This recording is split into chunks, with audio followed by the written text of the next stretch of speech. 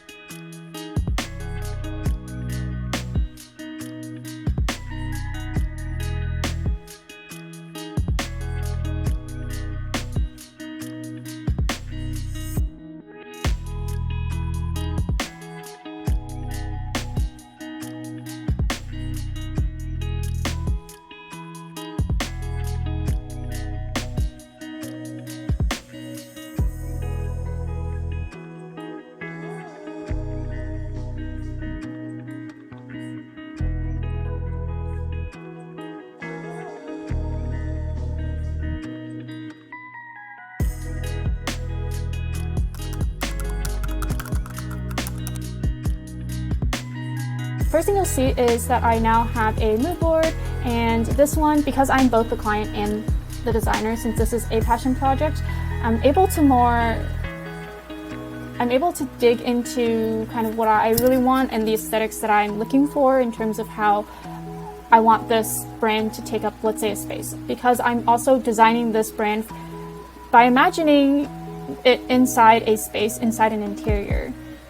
So that's kind of how I created this mood board. So you'll see that we have some material palettes here, as well as just some imagery that really adds in a lot of different textures and that you can really visualize in a space. And here we have, how do we combine this more sophisticated, it's not really rustic, but it's like this bronzy look that we have here. That's neoclassical. I think I really like that vibe. I think it stands the test of time more. It's not as trendy, and pair it with something like this. So this is like a nice palette for me to work with. And so from here I created a set of colors, but the colors really will be adjusted as I go through the process of designing out the logo mark. And so I'm going to go to this one. So this is the first logo lockup, and when I'm designing this, I went through about 10 different iterations and concepts and 3 pages, I would say, of sketches. And what I do when I'm sketching out on paper is really exploring many different possible combinations. You never really want to start on the computer. I think the idea flowing from your head into your pen onto paper, that's something that is a muscle that you need to kind of practice, and that I really do think is the secret weapon for designers. So before I go into the computer or anything, I will do my mood board. I will do kind of more visual research into what concepts and logos are already out there that's really related to what I'm doing. And then from here, what I'll do is create the concepts for it. And as I was designing out the logo, why Studio 8? Because 8 is a very good number. This workspace, this Cowork, is in Taiwan, and in the Chinese kind of culture, 8 is a very good number because it means prosperity. It sounds like fa, which means to get rich, but we'll just say prosperity for this. And so I wanted to play with that form, the 8, and seeing how the two shapes and the negative shapes within the two bulbous shapes kind of come together and how we can play with that. So I came up with this kind of shape here, and it's made from a completely round circle, right? And this beveled edge. So creating this form, I wanted a text that responded to this logo. So I had to find a font that has a perfectly round O. And I did indeed find 2, which is why these 2 are paired together. The reason why I chose this secondary byline font to be paired with this is, okay, first, as I was designing this, I made the lines thick enough so that it responds to the weight of this kind of logo here, this text, but also because it's a slab serif, I want to make sure that the byline text or the secondary text works with this primary font, and it's not going to steal its thunder, and it's going to just work with it, and it's not going to fight with it. So I had to find something that I think worked really well. And then what's beautiful about this is that the O here is completely round as well. Most O's will have that oval shape. So you really want to find a font that has that perfectly round shape and form. So I think that's how these 2 came to be, the fonts I selected. And it works really well. And also the ampersand here kind of shoots off and is flat, so it also responds to the slab serif here. So a slab serif is basically where the font comes here and ends in a straight slab. And this right here is a sans serif, meaning it doesn't have those ends that you'll see in a lot of older text typefaces. So this is the logo lockup, and then what we did after that is we created, then we created stacked logo marks. So I have 3 different options that I've been playing with, so I was trying to see which one works better. And I think having the 8, the form here, interconnected with the O from Studio would give me something really interesting. And I think this is a really cool shape. It also reminds me of like meditation and balance and just, different, it could be different things and it could mean different things. So I think this is a cool idea to stack the 2. And another idea is to stack Studio running up the side and have the 8 symbol here be our main character instead.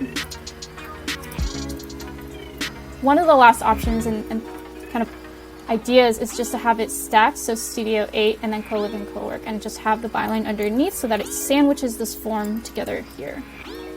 And for the favicon, because we are in stamp country, I thought that it would be cool to do like one single symbol in a circle.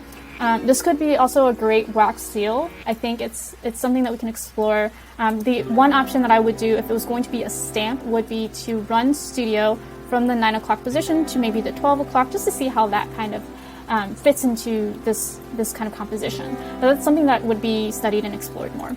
And then here, as I was creating the symbol, I like creating patterns with, you know, the logo or elements from the logo, just to see what we have and what we can play with. So this one is completely from the 8 symbol, and you'll see on the side here I have this, off to the side of the string, a smaller version of this pattern, and I thought it was just too busy. It just felt like it was a lot. But it's still a pattern that we can explore. That's why I kind of left it to the side, but expanded this one and rotated it so that we can really play with it and see the details of the pattern. Now, what I would do differently for this, if I was going to go and expand upon this idea, would probably be exploring the different font weight, you know, the different weight. Maybe it's the same form, but these become, I don't know, skinnier or fatter, or there's an outline or something. And we can play with that a lot. But this kind of 6 panels put together really create a cool brand. And so I just wanted to walk you through that thought process as I was designing out this brand.